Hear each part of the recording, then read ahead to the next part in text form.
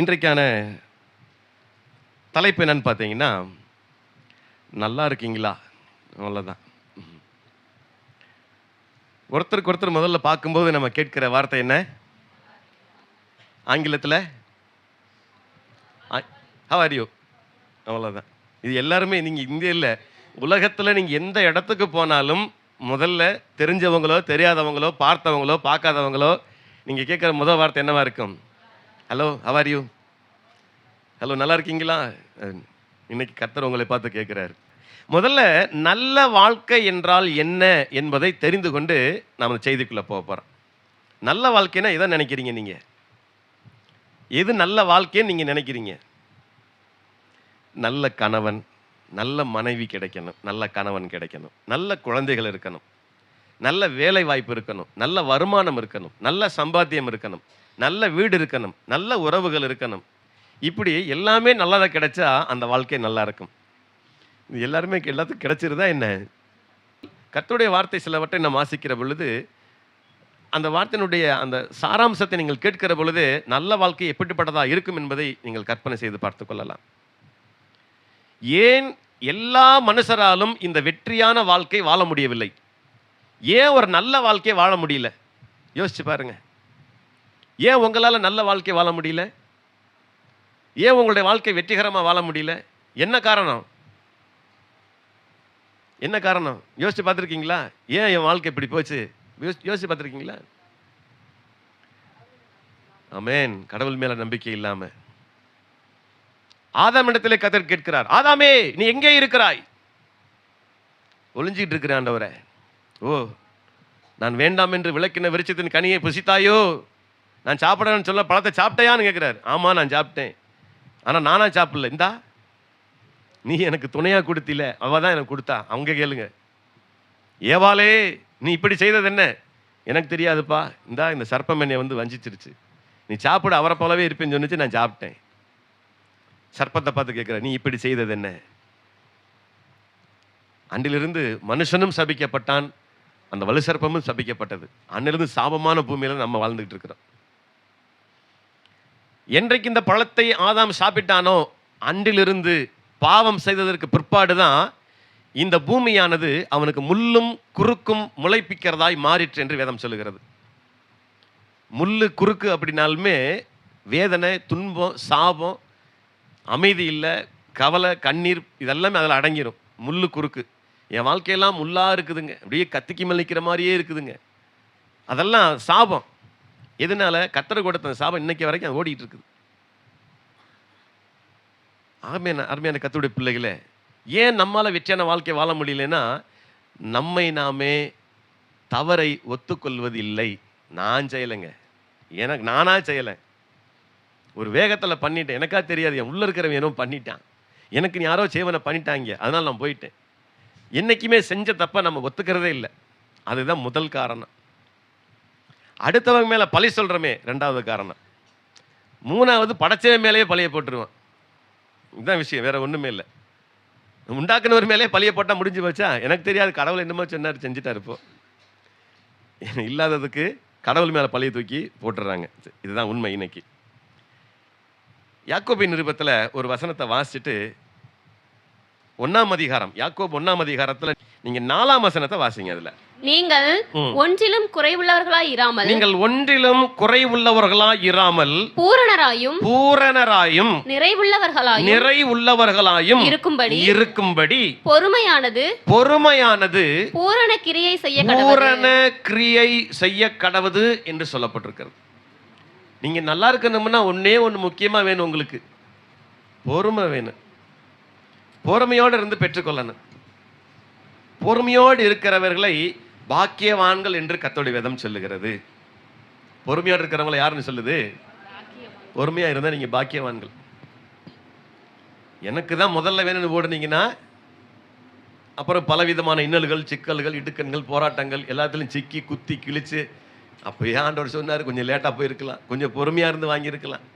31 வயசு ஆயிடுச்சு, பிள்ளைக்கு என்ன கல்யாணம் பண்ணாமல் இருந்தா போய் எவனுக்கு ஒருத்தன் கட்டி கொடுத்து போன 2வது நாள்லேயே திருப்பி அங்கே அழுதுகிட்டு வந்து நிற்கிறதுக்கு, இது கட்டி கொடுக்காமே இருந்திருக்கலாங்க அப்படிமா. நிறைய அப்படி கேள்விப்பட்டிருக்கேன். நிறைய பிரச்சனைகள் வந்திருக்கு, ஜெபம் பண்ணியிருக்கேன் அவங்களுக்காக. நீங்க பொறுமையோடு கூட இருந்து கர்த்தர் உங்களுக்கு தீர்மானிக்கிற நாள் வரை காத்திருந்து நீங்கள் பலன் அடைவது தான் சிறப்பானது. 24, 25, 26 வாசிங்களே. சுயாதீன பிரமாணமாகிய பூரண பிரமாணத்தை சுயாதீன பிரமாணமாகிய பூரண பிரமாணத்தை உற்று பார்த்து அதிலே நிலைத்திருக்கிறவனே கேட்கிறதை மறக்கிறவனாய் இராமல் அதற்கேற்ற கிரியை செய்கிறவனாய் இருந்து தன் செய்கைகளில் பாக்கியவானாய் இருப்பான். இதெல்லாம் கேட்டு சுயாதீன பிரமாணம் நமக்கென்று சில சுயாதீனங்கள் கொடுக்கப்பட்டிருக்கிறது, சில சலுகைகள் அறிவிக்கப்பட்டிருக்கிறது. நீ இப்படி நடந்தால் இப்படி உனக்கு கிடைக்கும், நீ இப்படி நடந்தால் இந்த ஆசீர்வாதம் உனக்கு கிடைக்கும் சொல்லியிருக்குதா இல்லையா? இந்த ஆசீர்வாதங்களுக்கு நாம் பாக்கியவான்களாய் பாத்திரவான்களாய் இருக்க வேண்டுமானால் நான் ஏற்கனவே சொன்னது போல பொறுமையானது பூரண கிரியை செய்ய கடவுது. 26 வாசிக்கலாம். உங்களில் ஒருவன் தன் நாவை அடக்காமல் தன் இருதயத்தையே வஞ்சித்து தன்னை தேவ பக்தி உள்ளவன் என்று எண்ணினால் அவனுடைய தேவ பக்தி வீணாயிருக்கும். கண்டதெல்லாம் பேசுறது, கண்டபடியெல்லாம் பேசுறது, எல்லாம் பேசிட்டு தன்னை தேவ பக்தி உள்ளவன் நினைச்சா அவனு தேவ பக்தி வீணாயிருக்கும் என்று வேதம் சொல்லுகிறது. தன் நாவை அடக்காமல் கண்டபடி பேசிட்டு கடைசியில் நான் தேவ பக்தி உள்ள தெரியுமா, நான் சொன்ன அப்படி நடந்துறேன். எங்க நடக்க போகுது? நீ கண்டதெல்லாம் பேசுவீங்க, அப்புறம் உங்களுக்கு அந்த ஆண்டவர் நீங்க சொன்னதை நிறைவேற்றி கொடுக்கணுமா? முதல்ல தன் நாவை அடக்க பழகி கொள்ள வேண்டும். அருமையான கர்த்தருடைய பிள்ளைகளே, நாவடக்கம். பெரியவங்கள்ட்ட பேசும்போது எப்படி பேசணும், நம்மளோட வயசுல மூத்தவங்கள்ட்ட எப்படி பேசணும், நம்மளோட சின்ன பிள்ளைகள்ட்ட எப்படி பேசணும், அதில் நம்மளோட உறவுகள்கிட்ட எப்படி பேசணும், உங்கள்ட்ட கடன் வாங்கினவன்ட்ட எப்படி பேசணும், கடன் கொடுத்தவன்ட்ட எப்படி பேசணும்லாம் இருக்கு. ரொம்ப நிதானமாக ஆராய்ந்து அறிந்து ரொம்ப யோசித்து பேசணும். ஒரு வார்த்தையும் விட்டுறக்கூடாது. ஒரு பழமொழி சொல்லுவாங்க, நெல்லை விதைச்சா அள்ளிடலாம், சொல்ல விதைச்சா அள்ள முடியாது, திருப்பி எடுக்க முடியாது. ஒரு தடவை சொல்லிட்டோம்னா சொன்னது தான், திருப்பி எடுக்க முடியாது. சொன்ன ஐயோ நான் வாபஸ் வாங்கிக்கிறேன், நான் சொன்னது தப்பு இல்லை, சொன்னது தான், சொன்ன வார்த்தை. ஆமாம், ஒரு கவிஞன் எழுதுகிறான், சொல்லிய வார்த்தைக்கு அவன் எஜமான், சொல்லாத வார்த்தைக்கு அவன் எஜமான், சொல்லிய வார்த்தைக்கு அந்த வார்த்தை தான் எஜமான். அந்த வார்த்தை தான் நின்று நியாய்ந்து இருக்குமா. நீ சொல்லி பேசிட்டீங்கன்னா அந்த வார்த்தை தான். நீ சொன்னீல அன்னைக்கு, அப்படி என்னைக்கு வரைக்கும், சாகிற வரைக்கும் மாறாது. அன்னைக்கு ஒரு வார்த்தை சொன்னாங்க, நான் வீட்டு வாசப்படியே மிதிக்க மாட்டேன்னா எப்போ வரைக்கும்? ஆமாம், போகிற வரைக்கும் அந்த வார்த்தை மாறாது. அதனால் நாவை அடக்க பழகி கொள்ள வேண்டும் என்று கர்த்தர் விரும்புகிறார். அடுத்த வசனம் வாசி முடிங்க. 27. திக்கற்ற பிள்ளைகளும் விதவைகளும் படுகிற உபத்திரவத்திலே அவர்களை விசாரிக்கிறதும் உலகத்தால் கரைப்படாத படிக்கு தன்னை காத்து கொள்ளுகிறதுமே பிதாவாகிய தேவனுக்கு முன்பாக மாசில்லாத சுத்தமான பக்தியாய் இருக்கிறது என்று வேதம் சொல்லுகிறது. தன்னை காத்து கொள்ள வேண்டும், எந்த விதத்தில் நம்மை தீட்டுப்படுத்திக் கொள்ளக்கூடாது. 1 பேதுருவின் புத்தகம் 3ஆம் அதிகாரத்தில் 9, 10, 11 ஆகிய வசனங்கள்ல இந்த வார்த்தைகளை நம்ம வாசித்து கேட்கலாம். அதுக்கப்புறம் நீங்க யோசனை பண்ணுங்க. என்ன சொல்ல? தீமைக்கு தீமையையும் உதாசீனத்துக்கு உதாசீனத்தையும் சரி கட்டாமல் அதற்கு பதிலாக நீங்கள் ஆசீர்வாதத்தை சுதந்தரித்துக் கொள்ளும்படி அழைக்கப்பட்டவர்கள் என்று அறிந்து ஆசீர்வதியுங்கள். நீங்க மற்றவர்களை ஆசீர்வதியுங்கள். ஜீவனை விரும்பி, நல்ல கவனிங்க, ஜீவனை விரும்பி நல்ல நாட்களை காண வேண்டும் என்று இருக்கிறவன் பொல்லாப்புக்கு தன் நாவையும் கபடத்துக்கு தன் உதடுகளையும் விலக்கி காத்து பொல்லாப்பை விட்டு நீங்கி நன்மை செய்து சமாதானத்தை தேடி அதை பின்தொடர கடவன். ஒருத்தர் நல்ல வாழ்க்கை வாழ வேண்டும் என்று விரும்பினால் பொல்லாப்பை விட்டு நீங்க வேண்டுமா?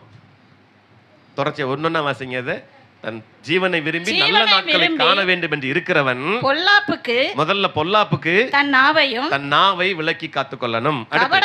கபடத்துக்கு தன் உதடுகளையும் விலக்கி காத்து, பொய் பேசுறதுக்கு, கண்டதெல்லாம் பேசுறதுக்கு தன் உதடுகளை காத்து விலகி கொள்ள வேண்டும். பொல்லாப்பை விட்டு நீங்கி, பொல்லாங்கான எல்லாவற்றையும் விட்டு நீங்கி நன்மையை மாத்திரம் செய்து சமாதானத்தை தேடி, மற்றவரோடு பேசுகிற பொழுதும் உறவாடுகிற பொழுதும் சமாதானத்தை தேடி அதையே பின்தொடர்ந்து போக கடவன்.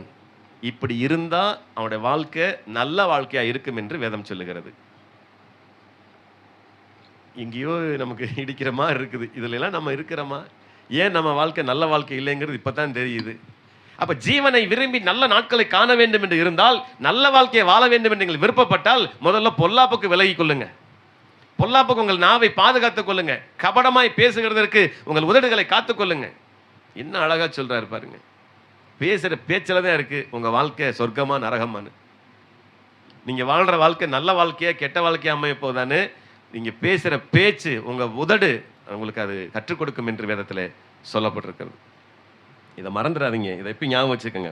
12ஆம் வசனம் வேணா 13 வாசிங்க. நீங்கள் நன்மையை பின்பற்றுகிறவர்களானால் உங்களுக்கு தீமையை செய்கிறவன் யார்? உங்களுக்கு யார் தீமை செய்வா சொல்லுங்க பாப்பா. நீங்க நல்லதே நடக்கிறீங்க, நீங்க நல்ல வழியிலே போறீங்கன்னா உங்களுக்கு தீமையா செய்யறது யாரு? நீங்க நல்லபடியா நீங்க வாழ்றீங்கன்னா உங்களுக்கு தீமையா செய்யறது யாரு? அப்போ யோசிச்சு பாருங்க. நீங்க நல்லது செஞ்சீங்கன்னா நல்லதுதான் நடக்கணும். நீங்க எதை விதைச்சீங்களோ அதைத்தான் அறுக்கணும். நீங்க நன்மையை விதைத்தால் நன்மையை பலனாக அறுப்பீர்கள். நீங்க தீமையை விதைச்சா தீமையை தான் அறுக்க முடியும்.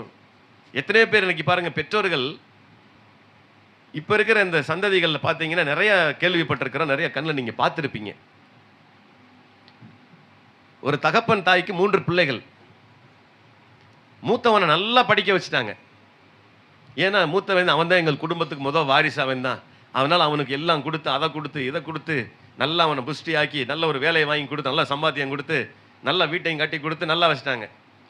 அடுத்து 2வது வர்றவனுக்கு அந்த சுதந்திரம் கிடைக்கல, எல்லாம் மூத்தவனே வச்சுக்கிட்டான். அடுத்து 3வது ஒருத்தன், அவன் ரொம்ப அப்புறாணி இருந்தது, எல்லா சுமையும் அவன் சுமக்க வேண்டியதாயிடுச்சு கடைசி வரைக்கும். இப்படி சில குடும்பங்களில் கடைசியில் யாரை பாலூட்டி சீராட்டி தாளாட்டி வளர்த்தாங்களோ அவன் உதசினப்படி தள்ளி விட்டு போயிட்டான். யார் மேல நம்பிக்கை வச்சு இவன் தான் என் வாரிசு, இவன் தான் என் குடும்பத்தை காப்பாற்ற பிறந்தவனாக்கும் அப்படிக்கும் இப்படியாக்கும் சொல்லி எல்லாம் கொடுத்து வளர்த்து கடைசியில் பெற்றோர்களை கண்டுக்கிறது இல்லாமல் ஒதுங்கி போயிட்டான். இது நியாயமா? இவங்க என்ன நினைச்சு வளர்த்தாங்க?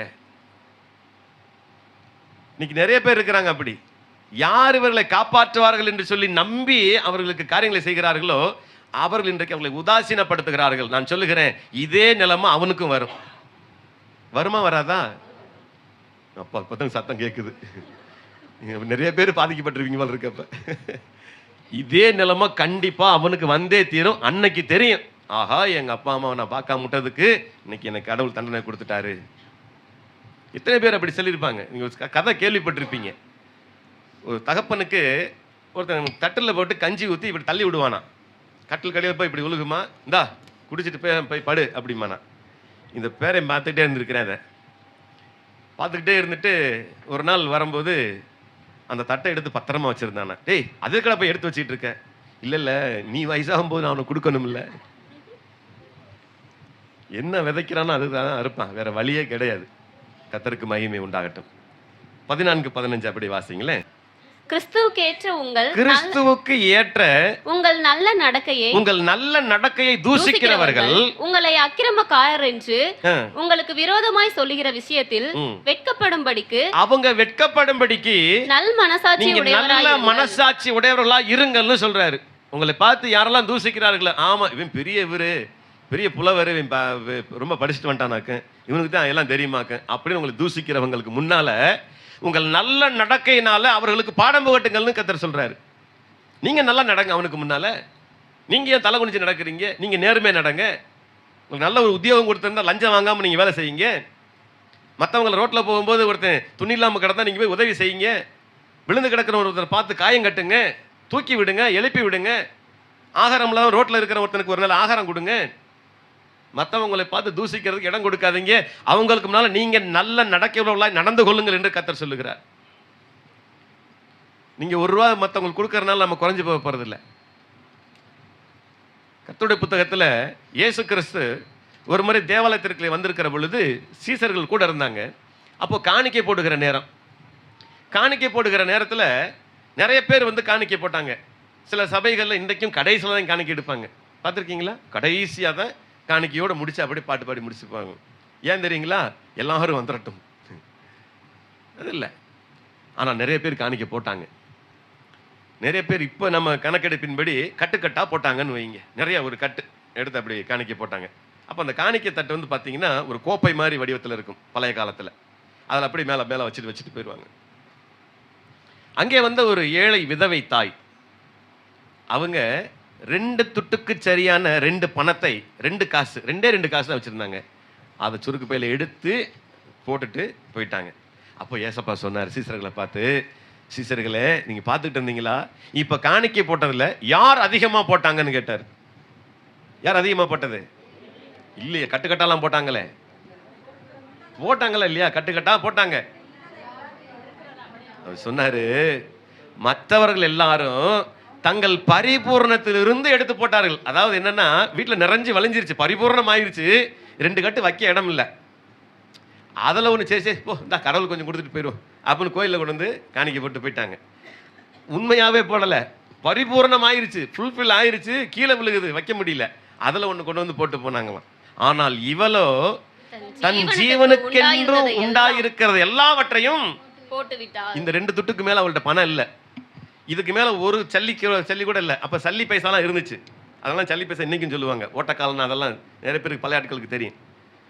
ஒரு சின்ன காசு கூட அவள்கிட்ட இல்லை. இதுதான் கடைசி அவள் ஜீவனுக்கென்று வைத்திருந்ததையும் காணிக்கை போட்டா. இதுதான் பெருசு.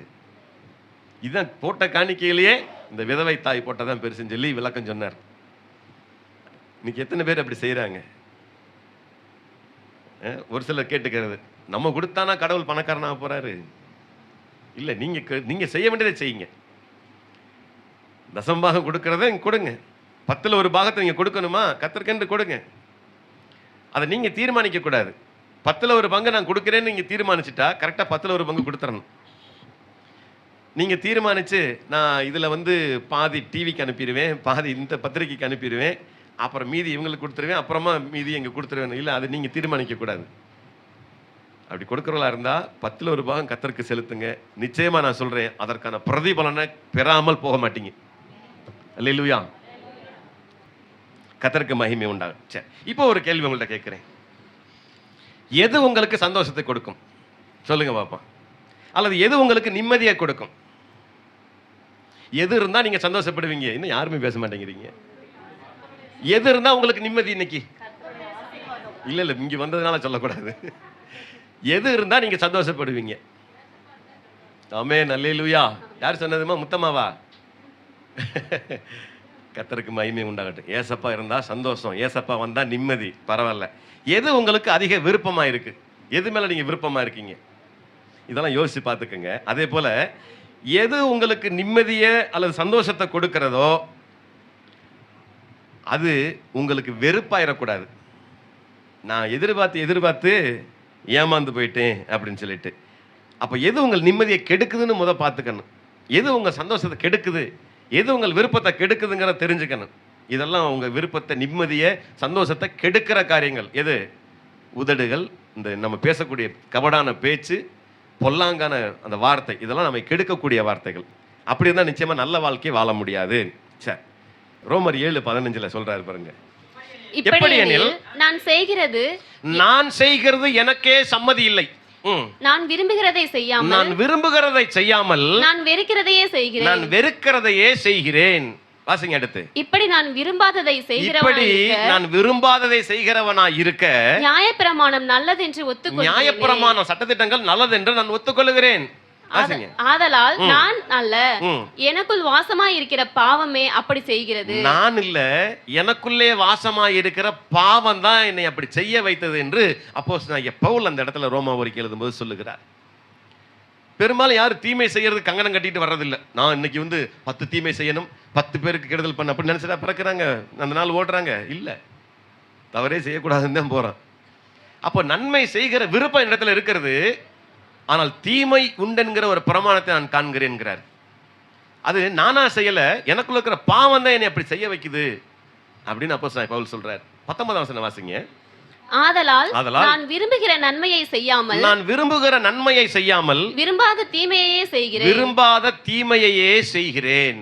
அந்தபடி நான் விரும்பாததை செய்தால் நான் அல்ல, எனக்குள்ளே வாசமாய் இருக்கிற பாவமே அப்படி செய்கிறது. எனக்குள்ளே இருக்கிற வாசம் பண்ணுகிற அந்த பாவம் தான் என்னை அப்படி செய்ய வைக்குதுன்னு பவுல் சொல்றாரு. அதை நீங்கள் எத்தனை பேர் விரும்பி நன்மை செய்ய விரும்பி நீங்கள் செய்ய முடியாமல் போயிடுது? எத்தனை பேர் செய்யாமல் இருக்கிறாங்க? நன்மை செய்ய நினைக்கிறேன், நானும் 4 பேருக்கு உதவி செய்யலாம்னு நினைக்கிறேன், நானும் ஒருத்தருக்கு ஏழைக்கு ஒரு சாப்பாடு கொடுக்கணும்னு நினைக்கிறேன், என் பிறந்தநாள் அன்னைக்கு யாருக்காவது சாப்பாடு கொடுக்கணும்னு நினைக்கிறேன், அப்படி நல்லது செய்ய நினைக்கிறான், ஆனால் செய்ய முடியறதில்ல. அப்புறம் ஒரு யோசனை, ஒரு சொல்லுவேன், அப்போ தான் ஒருத்தன் சொல்லுவேன், ஏய் அவனுக்குலாம் கொடுக்காதடா, சாயந்தரமானா அவன் பயங்கரமாக மாறிடுவேன், அவனுக்குலாம் உதவி செய்யாதன்னு ஒருத்தன் சொல்லி கொடுத்துருவேன். இவன் உதவி செய்ய போனாலும் இன்னொருத்தன் வந்து சொல்லி கொடுத்துட்றேன். அப்போ எனக்குள்ளே வாசம் பண்ணுகிற பாவம் தான் அப்படி செய்ய வைக்குது அப்படின்னு சொல்கிறேன். 21ஆம் வசனம் வாசிங்க. ஆனபடியால் நன்மை செய்ய விரும்புகிற என்னிடத்தில் தீமை உண்டென்கிற ஒரு பிரமாணத்தை நான் காண்கிறேன் என்று பவுல் சொல்லுகிறார். நான் நல்லா செய்யத்தான் நினைக்கிறேங்க, ஆனால் கெட்டது செய்யணும்னு சொல்லி எனக்குள்ள ஒரு விருப்பம் இருக்குது, எனக்குள்ள நான் மனுஷன் அப்படி சொல்கிறான், எனக்கு எப்படியும் அந்த நிலைமை வந்துடுது அப்படின்னு சொல்கிறார். பாருங்க, நீங்கள் நல்ல வாழ்க்கையை வாழணும்னா நீங்கள் விரும்பின நன்மையை செஞ்சுருங்க. யாருக்காவது நல்லா செய்ய தோணுச்சுன்னா மற்றவங்கள ஆலோசனை கேட்காதீங்க, நீங்களாம் செஞ்சுருங்க. போய் யார்கிட்ட ஆலோசனை கேட்டு நான் ஒரு 10 பேருக்கு சாப்பாடு போடலான்ட்டு இருக்கிறேன் அப்படின்னு, ஏய் ஏன்டா உனக்கு காசு இருக்குன்னு திமுறா அப்படிங்க. இவன் நல்லது செய்ய நினைச்சது தப்பா, ஒரு 4 பேருக்கு சாப்பாடு கொடுக்க நினைச்சது தப்பா, அது இன்னொருத்தன் சொல்லுவேன், ஏய் அப்படிலாம் செய்யாதடா, விஷாம போடாம வேலையை பார்த்துட்டு போடாமா. அப்போ எப்படி கிரியை செய்து பாருங்க, சத்துரு வந்து கிரியை செய்கிறான். 1 பேதுருல 1ஆம் அதிகாரத்தில் நீங்கள் 14 வாசிங்க, அப்போ கொஞ்சம் அர்த்தம் புரியும் உங்களுக்கு. 1 பேதுரு 1ஆம் அதிகாரம். நீங்கள் முன்னே அறியாமல் கொண்டிருந்த இச்சைகளினாலே நடவாமல் கீழ்ப்படுகிற பிள்ளைகளாய் நடந்து உங்களை அழைத்தவர் பரிசுத்தராய் இருக்கிறது போல நீங்களும் உங்கள் நடக்கைகள் எல்லாவற்றிலேயும் பரிசுத்தராய் இருங்கள். எதுல பரிசுத்தம் வேணுமா? நடக்கை. நம்ம நடவடிக்கைகளை பரிசுத்தம் வேணுமா? நீங்க செய்யற ஒவ்வொரு செயலையும் பரிசுத்தம் வேண்டும் என்று கர்த்தர் விரும்புகிறார். அடுத்த வசனம் வாசிங்க. நான் பரிசுத்தர், ஆகையால் நீங்களும் பரிசுத்தராய் இருங்கள் என்று எழுதியிருக்கிறதே.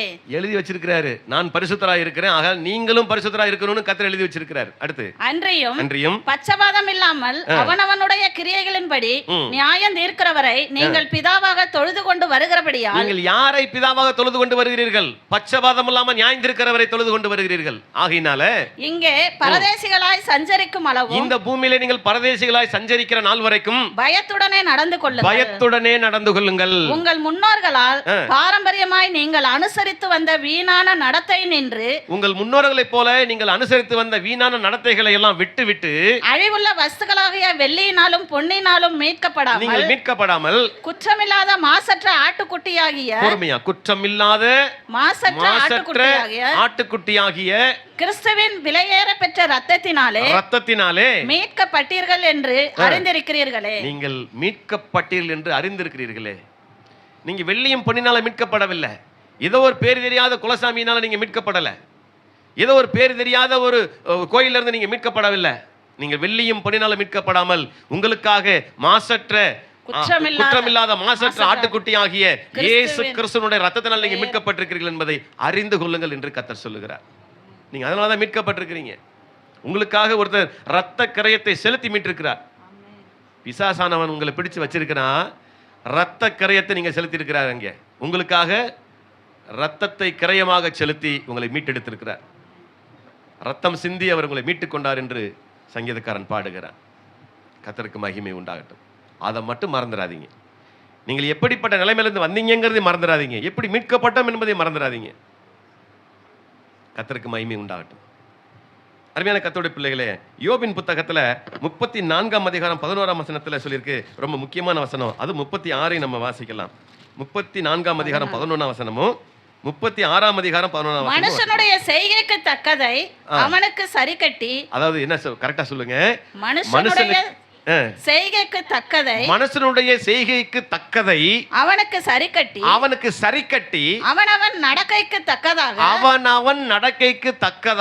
அவனவனுக்கு பலன் அளிக்கிறார். உங்களுக்கு கடவுள் எப்படி பலன் அளிக்கிறாரு? நீங்கள் உங்கள் நடவடிக்கைகளை பார்த்து தான் உங்களுக்கு பலன் அளிக்கிறார். நீங்க எப்படி நடக்கிறீங்கன்னா பேண்ட் சட்டை போட்டு அப்படி இல்லை, உங்களுடைய உள்ளத்தின் நடவடிக்கைகள். உங்களுடைய செயல்பாடுகள், உங்கள் செய்கைகளை வைத்து தான் கர்த்தர் உங்களுக்கு பலன் அளிக்கிறார். நீங்க செய்கிற நடவடிக்கைகளுக்கு ஏற்ற பலனை தான் கர்த்தர் உங்களுக்கு தர்றார். ஆரம்பத்தில் சொன்னேன், நீங்க என்ன செஞ்சீங்களோ அதுக்கான பலன் கண்டிப்பா உண்டு.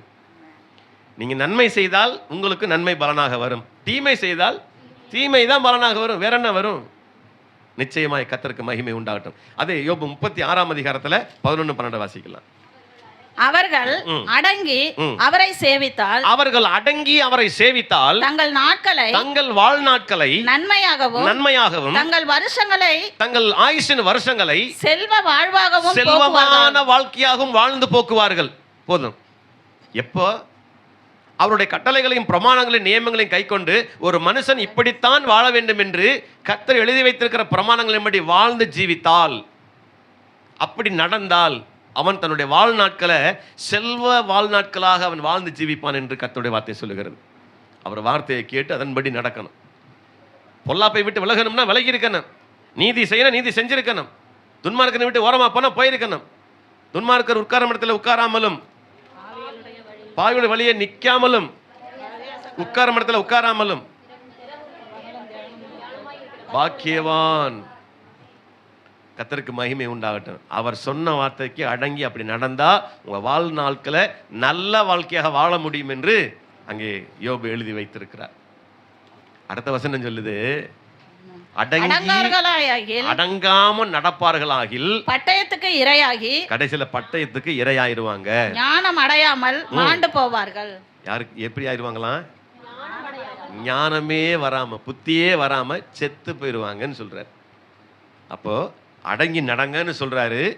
அடங்கி நடந்தா நீங்க வாழ்க்கை செல்வ வாழ்க்கையாக நல்ல வாழ்க்கையா நீங்க வாழ முடியும். அப்ப நீங்க சொல்லலாம் நல்லா இருக்கீங்களான்னு கேட்டா நல்லா இருக்கேன்னு சொல்லலாம். அடங்கி நடக்கவில்லை என்று சொன்னால் அடங்கார்களே ஆகில் பட்டயத்துக்கு இரையாவார்கள் சொல்லி கர்த்தருடைய வார்த்தை சொல்லுது. பட்டயத்துக்கு இரையாவார்கள் அப்படின்னா அவ்வளவு அழிவு வந்துருச்சுன்னு அர்த்தம். அப்ப கர்த்தருடைய வார்த்தைக்கு நம்ம அடங்கி நடக்கணுமா வேண்டாமா? கர்த்தருக்கு மகிமை உண்டாகட்டும். வாசிக்கலாம். உபாகமத்தின் புத்தகம் 4ஆம் அதிகாரம் 40ஆம் வசனம். ஒரு 4 வசனத்தை சொல்லி நம்ம நிறைவு செய்ய போறோம். கர்த்தருடைய பந்தி இருக்கிறது. உபாகமம் 4ஆம் அதிகாரம் 40ஆம் வசனம். 40. நீயும் உனக்கு பின்வரும் உன் பிள்ளைகளும் நன்றா இருக்கும்படிக்கும் நல்லா வாழணும்னு சொன்னா உன் தேவனாகிய கர்த்தர் உனக்கு என்றைக்கும் கொடுக்கிற தேசத்திலே நீ நீடித்த நாளா இருக்கும்படிக்கு நான் இன்று உனக்கு கற்பிக்கிற அவருடைய கட்டளைகளை அவருடைய கற்பனைகளையும் கைகொள்ள கடவா என்றான். நீ நல்லா இருக்கணும்னா இன்றைக்கு நான் உனக்கு சொல்லுகிற கட்டளைகளுக்கும் பிரமாணங்களுக்கும் நீ கை கொள்ள வேண்டும், அதன்படி நடக்க வேண்டும் என்று கர்த்தர் உபாகமத்துல மோசேயின் மூலமாக சொல்லி வைத்திருக்கிறார். நிறைய வாசிக்க நேரம் இல்லை. 5ஆம் அதிகாரத்துல 29 மட்டும் வாசிங்க. 6ஆம் அதிகாரத்துல 18ஆம் வசனம் வாசிங்க. அவர்கள் என்றென்றைக்கும் நன்றாய் இருக்கும்படி நீங்களும் உங்கள் பிள்ளைகளும் என்னென்றைக்கும் நன்றாய் இருக்கும்படி அவர்கள் என்னாலும் எனக்கு பயந்து என் கற்பனைகளை எல்லாம் கை கொள்வதற்கு ஏற்ற இருதயம் அவர்களுக்கு இருந்தால் நலமாயிருக்கும். அந்த இருதயம் அவங்களுக்குள்ள இருந்தால் நலமா இருக்குங்கிறாரு. என் கற்பனையின்படி, என்னுடைய பிரமாணத்தின்படி, நியமத்தின்படி வாழணும்னு சொல்லி கர்த்தர் விரும்புகிறார். அவர் நமக்கு கொடுத்திருக்கிற இந்த கட்டளைகள், பிரமாணங்கள், நியமங்கள் எல்லாம் நம்மை நல்வழிப்படுத்துவதற்கு, நாம் இந்த பூமியில் நல்ல முறையில் வாழ்வதற்கு, நாம மட்டும் இல்லை நமக்கு பின் வருகிற சந்ததிகளும் வாழ்வதற்கு அது பிரயோஜனமாக இருக்கும் என்று கர்த்தர் சொல்லுகிறார். 6ஆம் அதிகாரத்தில் 18ஆம் வசனம் வாசிங்க. நீ நன்றாய் இருக்கிறதற்கும் கர்த்தர் உன் பிதாக்களுக்கு ஆணையிட்டு கொடுத்த நல்ல தேசத்தில் நீ பிரவேசித்து அதை சுதந்திரிப்பதற்கும் கர்த்தர் தாம் சொன்னபடி உன் சத்துருக்களை எல்லாம் உன் முகத்திற்கு முன்பாக துரத்தி விடுவதற்கும் நீ கர்த்தருடைய பார்வைக்கு செம்மையும் நன்மையுமாய் இருக்கிறதை செய்வாயாக. நீ நல்லா இருக்கிறத மட்டும் செய்யுங்கிறார். உன் பார்வைக்கு செம்மையா இருக்கிறதுல, கர்த்தருடைய பார்வைக்கு செம்மையா இருக்கிறத நீ செய்யுங்கிறார். 24 அதை வலியுறுத்தார் பாருங்க. 24ஆம் வசனத்துல இந்நாளில் இருக்கிறது போல நம்மை அவர் உயிரோட காப்பதற்கும், இந்த நாள்ல நம்ம இருக்கிறது போல நம்மை உயிரோட காக்கிறதற்கும், என்னாலும் நன்றாய் இருக்கிறதற்கும், எந்த நாளும் நன்றாய் இருக்கிறதற்கும் நம்முடைய தேவனாகிய கர்த்தருக்கு பயந்து இந்த எல்லா கட்டளைகளின் படியையும் செய்ய கர்த்தர் நமக்கு கட்டளையிட்டார். கர்த்தர் நமக்கு கட்டளையிட்டிருக்கிறார். அதனால அவர் சொன்ன வார்த்தைகள் எல்லாம், இந்த வேத வாக்கியங்களாம் தேவனுடைய ஆவினால் அருளப்பட்டிருக்கிறது. 2 தீமோத்தேயு 3:16-17 சொல்லப்பட்டிருக்கிறது. ஒருத்த வாசிங்க. 2 தீமோத்தேயு 3ஆம் அதிகாரம் 16-17 வலது பக்கம் கீழே கடைசியில. 2 தீமோத்தேயு 3ஆம் அதிகாரம் 16, 17 வேத வாக்கியங்கள் எல்லாம் தேவ ஆவியினால் அருளப்பட்டிருக்கிறது. வேத வாக்கியங்கள் எல்லாம் ஆ. தேவ ஆவியினால் அருளப்பட்டிருக்கிறது. எதுக்காக? தேவனுடைய மனுஷன் ஆ. தேறினவனாக தேவனுடைய மனுஷன் தேறினவனாகவும் எந்த நற்கிரியை எந்த நல்ல கிரியை செய்வதற்கு தகுதியானவனாக இருக்கும்படியாகவும் அவைகள் உபதேசத்துக்கும் கடிந்து கொள்ளுதலுக்கும் சீர்திருத்தலும் சீர்திருத்துவதற்கும் நீதி என்னென்பதை படிப்பிப்பதற்கும் பிரயோஜனம் உள்ளவைகளாய் இருக்கிறது. ஆகவே அருமையான கர்த்தருடைய பிள்ளைகளே, இது சாதாரணமாக எழுதப்பட்ட வார்த்தைகள் அல்ல. எந்த ஒரு தேவனுடைய மனுஷனும் தேறினவனாக இருக்க வேண்டுமானால் இதில் இருக்கிற கட்டளைகளை, நியமங்களை, பிரமாணங்களை கடைபிடிக்க வேண்டும். எந்த நற்கரியும் செய்ய தகுதி உள்ளவனாக இருக்க வேண்டுமா, இதை கடைபிடிங்க. நீங்க எல்லாத்திலையும் தேர்ந்தவனாக இருக்க வாழ விரும்பினீங்கனாலோ, எல்லாருக்கும் நன்மை செய்ய விரும்பினாலோ, நீதி என்னன்னு படிப்பிக்க வேண்டும் விரும்பினாலோ, நீங்கள் கர்த்தருடைய புத்தகத்தில் தேடி வாசிங்க. இதுதான் உங்க வாழ்க்கையை நல்ல வாழ்க்கையாக மாற்றும். மற்றதெல்லாம் பேரளவுக்கு நல்லா இருக்கிறீங்களா, நல்லா இருக்கிறேங்க, அதோட போயிடும். உண்மையிலே உங்க வாழ்க்கை நல்லா இருக்கணும்னா சொன்ன வார்த்தைக்கு கீழ்ப்படிங்க, இதை கடைப்பிடிங்க, இந்த கட்டளைகளை, பிரமாணங்களை உங்க இருதயத்தில் வைங்க. பிரசங்கி 8ஆம் அதிகாரம் 12, 13 மட்டும் வாசிப்போம். ம் ம் ம் ஆ, யார் நல்லா இருப்பா? நீங்க கரெக்டா ஆரம்பத்துல இருந்து சொல்லுங்க. அதை ஆரம்பத்துல இருந்து. பாவி 100 தரம் பொல்லாப்பை பாவியானவன் 100 தரம் பொல்லாப்பை செய்து நீடித்து வாழ்ந்தாலும் என்ன? இங்க ரொம்ப ஆயுசு நாட்கள் வாழ்ந்து என்ன பிரயோஜனம்னு கேட்கிறார். ஒரு பாவி அவன் இருக்கிற வரைக்கும் பொல்லாப்பு செய்யறான், எல்லாருக்கும் கெடுதல் செய்யறான். அவன் 100 வயசு வரைக்கும் வாழ்ந்து என்ன பிரயோஜனம்? 100 பொல்லாப்பு செய்து நீடித்து வாழ்ந்தாலும் என்ன பிரயோஜனம்? பிரயோஜனம் இல்லை. அடுத்து, தேவனுக்கு அஞ்சி தேவனுக்கு பயந்து அவருக்கு முன்பாக பயந்திருக்கிறவர்களே நன்றாய் இருப்பார்கள் என்று இந்த பூமியில அறிந்திருக்கிறேன். நல்லா வாழ்வாங்கன்னு தெரிஞ்சிருக்கிறேங்கிறார். இந்த பூமியில யார் நல்லா இருப்பாப்ப? யார் கடவுளுக்கு பயந்து நடக்கிறார்களோ அவங்க தான் நல்ல வாழ்க்கையை வாழ முடியும் என்று பிரசங்கியாகிய சாலமோன் இங்கே எழுதி வைத்திருக்கிறார். நீங்க நல்லா வாழ விரும்புறீங்களா இல்லையா? நல்ல வாழ்க்கையை வாழ விரும்புறீங்களா? 2-3 ஆமீன் தான் வருது. போதுமடா சாமி, இப்படி கேட்டதெல்லாம் போதும். எங்க போயிடுச்சு நம்முடைய நினைவுகள், எண்ணங்கள் எல்லாம் பாருங்க. இருக்கிற வரையாவது நல்ல வாழ்க்கை வாழ வேண்டாமா? தெரிஞ்சுக்கிட்டதுக்கு அப்புறமாவது நல்ல வாழ்க்கை வாழ வேண்டாமா? இதுக்கப்புறமாவது ஒரு நிம்மதியா வாழ வேண்டாமா? நைட்டு கொஞ்ச நேரம் நல்ல நிம்மதியா தூங்க வேண்டாமா? நீங்க நல்ல வாழ்க்கை வாழணும்னா அவருக்கு பயந்து அவர் வழியில நடங்க. வேற வழியே கிடையாது. உங்களுக்காக நான் இந்த 2 பக்கத்தையும் விட்டுட்டு போறேன். நமக்கு இன்னைக்கு கர்த்தருடைய பந்தி இருக்கிறதுனால நான் இதோடு கூட நிறைவு செய்கிறேன். இறுதியாக ஒண்ணு வாசி வேணா நீங்க முடிங்க. பிரசங்கி 3:12 மட்டும் வாசிங்க. பிரசங்கி 3:12. மகிழ்ச்சியா இருப்பதும் உயிரோடு இருக்கையில் நன்மை செய்வதுமே அல்லாமல் வேறொரு நன்மையும் மனுஷனுக்கு இல்லை என்று அறிந்தேன். வேற ஒரு நன்மையும் மனுஷனுக்கு இல்லை. மனுஷனுக்கு இருக்கிற நன்மை என்ன? அவன் மகிழ்ச்சியா இருக்கணும், உயிரோடு இருக்கிற வரைக்கும் நன்மை செய்யணும். இது அல்லாம வேற ஒரு நன்மை மனுஷனுக்கு எந்த நன்மையும் கிடையாதுன்னு சொல்லி பிரசங்கி சொல்றாரு. ஏசையா கூட சொல்றாரு. ஏசையா 1ஆம் அதிகாரம் 17 வாசிங்க. நான் முடியுறேன். ஏசையா 1:17 மட்டும் வாசிங்க. நன்மை செய்ய முதல்ல படிங்க, நியாயத்தை முதல்ல தேடுங்க, ஒடுக்கப்பட்டவர்களை ஆதரித்து திக்கற்ற பிள்ளைகளுடைய நியாயத்தையும் விதவையின் வழக்கையும் விசாரிங்க. முதல்ல என்ன சொல்றாரு? நன்மை செய்ய படிச்சுக்கங்கிறாரு. நீங்கள எத்தனாவது படிச்சிருக்கிறீங்க? 16, 17 படிச்சிருப்பீங்க போல இருக்கு. 15வது, 16வது, 17வது அதெல்லாம் வேணாங்க. நன்மை செய்ய முதல் படிங்கிறார். படிங்க, ஆனா நன்மை செய்ய முதல்ல படிங்க. ஏசாயா 1:17 மறுபடியும் வாசிச்சு முடிப்போம். நன்மை செய்ய படியுங்கள், நியாயத்தை முதல்ல தேடுங்கள், ஒடுக்கப்பட்டவர்களை ஆதரியுங்கள், திக்கற்ற பிள்ளைகளின் நியாயத்தையும் விதவையின் வழக்கையையும் விசாரியுங்கள். எத்தனை பேர் இதை நம்ம முடிவு எடுக்கிறீங்க? நான் இனிமேல் நன்மை செய்ய படிச்சுக்கிறேன். பவுல் சொன்ன மாதிரி நல்லது செய்யத்தான் நினைக்கிறேன், ஆனால் எனக்கு உள்ள இருந்து வரமாட்டேங்குது. தீமை உண்டுங்கிற ஒரு பிரமாணம் எனக்குள்ள இருக்குது. இல்லை, நீங்கள் தயவு செய்து நீங்கள் உங்கள் வாழ்க்கை நல்லா இருக்கணும்னா நல்லது செய்யுங்க. நீங்கள் நன்மை செஞ்சீங்கன்னா உங்களுக்கு தீமை செய்கிறது யாருன்னு கேட்குறாரு. அதெல்லாம் இப்போ சொல்லிட்டு வந்துட்டு இருந்தோம். இப்போ ஒரு முடிவு எடுத்துட்டீங்களா? ஹலோ, நல்லா இருக்கீங்களா? உங்களை பார்த்து ஹவாரியோன்னு கேட்டாக்க ரொம்ப நல்லா இருக்கிறேன்னு சொல்லுங்க. ஆண்டோடைய வார்த்தையை கேட்டேன், அதன்படி நடக்கணும் தீர்மானம் பண்ணிட்டேன், நான் ரொம்ப நல்லா இருக்கிறேன்னு சொல்லுங்க. உங்களை பார்த்து நல்லா இருக்கீங்களான்னு கேட்டாக்க எப்படி சொல்லணும்? கேட்பேன், நான் திடீர்னு கேட்பேன், நல்லா இருக்கீங்களான்னு கேட்பேன். அப்படிதான் சொல்லணும். எந்திரிச்சு நில்லுங்க, ஜெபம் பண்ணுவோம். அந்த உறுதியோடு எந்திரிச்சு நில்லுங்க. என்னை யாரு கேட்டாலும் இனிமேல் ரொம்ப நல்லா இருக்கேன்னு சொல்ல போறேன். அப்படின்னு என்ன அர்த்தம்? இந்த சொன்ன வார்த்தையெல்லாம் நான் கேட்டுக்கிட்டேன், ஆண்டவர் சொன்ன வார்த்தையின்படி நடக்க நான் சம்மதிக்கிறேன், நான் இனிமேல் இருக்கிற வரைக்கும் நல்லதையே செய்வேங்கிற ஒரு உறுதி.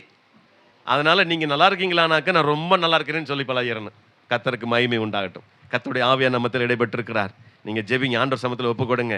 ஆண்டவரே, என் வாழ்க்கையை நல்ல வாழ்க்கையா மாறணுமே. நான் தான் என் வாழ்க்கையை தொலைச்சிட்டு உட்காந்துருக்கிறேன்னா என் பிள்ளைகளும் இந்த வாழ்க்கையை தொலைச்சிட்டு இருக்கிறாங்களே, என் பிள்ளைகளோட எதிர்கால வாழ்க்கையில எப்படி ஆகுமோன்னு எனக்கு தெரியலையேன்னு கவலையோடு இருக்கீங்களா? ஆண்டவர் சமத்தில் ஒப்பு கொடுங்க, அர்ப்பணிங்க. உங்களுக்காக நான் ஜெபிக்கிறேன். எங்களை நேசிக்கிற நல்ல பிதாவே, இந்த நல்ல வேலைக்காக நாங்கள் நமக்கு நன்றி செலுத்தி ஜெபிக்கிறேன் ராஜா. இந்த ஆசீர்வாதமானது ஒரு நல்ல நாளிலே வாக்குத்தத்தமான வார்த்தைகள் நாங்கள் கேட்டோம் ராஜா. இந்த வார்த்தை பிரமாணத்தின்படியாக எங்கள் வாழ்க்கையில ஒரு நல்ல ஒரு ஆதாரத்தை பொக்கிஷமாக நீர் வைக்க வேண்டும் என்று உம்முடைய கரத்தில் நாங்கள் ஒப்பு கொடுக்கிற ராஜா. யார் யாரெல்லாம் இன்றைக்கு என்னுடைய வாழ்க்கை இப்படிப்பட்டதா இருக்கிறது என்று கவலையோடு கண்ணீரோடு ஆண்டவர் சமூகத்தில் நிற்கிறாங்களோ, நம்முடைய பிள்ளைகளுடைய வாழ்க்கையெல்லாம் கர்த்தர் ஆசீர்வாதங்களை கட்டிடும்படியாக சொல்லக்கூடிய அளவுக்கு, வெளியிலே பேர் சொல்லக்கூடிய அளவுக்கு உயர்ந்த ஸ்தானத்தில் நம்முடைய பிள்ளைகளை கொண்டு வந்து நிறுத்துங்க நாங்கள் ஜெபிக்கிறேன் ராஜா.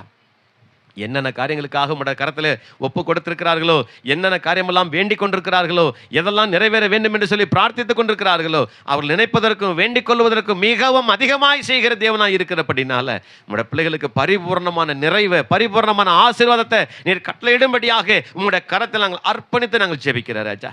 ஒரு விஷயம் உடைய பிள்ளைகளை உடைய கரத்தில் தாழ்த்து அர்ப்பணிக்கிறோமப்பா. இந்த ஆண்டோட சமூகத்திலிருந்து அவர்கள் வீடுகள் கடந்து போகிற பொழுது ஒரு இனம் புரியாத சமாதானம், தேவனால் அனுப்பப்பட்டிருக்கிற ஒரு பரிபூரணம் பிள்ளைகளுடைய வாழ்க்கையில நிறைப்பதாக நாங்கள் ஜெபிக்கிறோம் ராஜா. அப்படிப்பட்ட பரிபூர்ணமான நிறைவையும் மனதிலே இருக்கிற சமாதானத்தையும் சந்தோஷத்தையும் பெருக பண்ணி ஆசீர்வாதங்களுக்கு பாத்திரவான்களாய் மாற்றுவீராக. இந்த மாதத்தில் நீர் எங்களுக்கு தந்திருக்கிற வாக்குத்தத்த பிரமாணத்தின்படியாக நித்திய மகிழ்ச்சி அவன் தலையின் மேல் இருக்கும், சந்தோஷமும் மகிழ்ச்சியும் அவனுக்கு உண்டாயிருக்கும், சஞ்சலமும் தவிப்பும் ஓடிப்போகும் என்ற வார்த்தையின்படி நம்முடைய பிள்ளைகளுக்குள்ளே பரிபூர்ணமான சமாதானமும் சந்தோஷமும் மன மகிழ்ச்சியும் உண்டாயிருப்பதாக என்று நாங்கள் ஜெபிக்கிறோம் அப்பா. இன்னைக்கு வந்திருக்கிற நம்முடைய பிள்ளைகள் கர்த்தருடைய நாமத்தை மகத்துவப்படுத்தும்படியாக ஆசீர்வாதங்களுக்கு பாத்திரவான்களாய் நீர் மாற்றுவீராக என்று நாங்கள் ஜெபிக்கிறோம். தொடர்ந்து கர்த்தருடைய பந்திக்கு ஆயத்தப்படுகிறோம். எங்களை கர்த்தர் எடுத்து பயன்படுத்தும். மீதியான நேரமெல்லாம் பொறுப்பெடுத்துக் கொள்ளும். இயேசு கிறிஸ்துவின் அற்புதமான நாமத்தில் வேண்டிக் கொள்கிறோம் எங்கள் பரலோகத்தின் நல்ல பிதாவே. ஆமேன், ஆமேன்.